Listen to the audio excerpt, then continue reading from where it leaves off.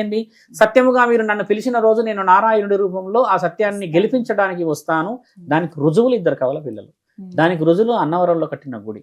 ఇలాంటి వివరణను తీసుకోకపోతే మనం ఏ విధంగా ప్రామిస్ ఇచ్చినట్టు దేవుడికి, దేవుడిని ఏదో విధంగా చేరాలి అన్న దాంట్లో కూడా ఆయన అయితే ప్రసాదం తినలేడు కావచ్చు, ఆయన గారైతే కథ వచ్చి ఆయన విని చెప్పలేడు కదా. కానీ చెప్పిన విషయం ఇంకోటి ఏముందంటే అమ్మా, సత్యనారాయణుడి కథ ఎలా చేయాలో చెప్పింది కూడా ఆ భక్తుడికే. తండ్రే చెప్పాడు, అలా ప్రసారణ జరిగింది. తండ్రి వారసత్వంగా మించవని అన్నాడు. మరి ఈయన గారి గొప్ప పనులు ఎవరు చేశారు?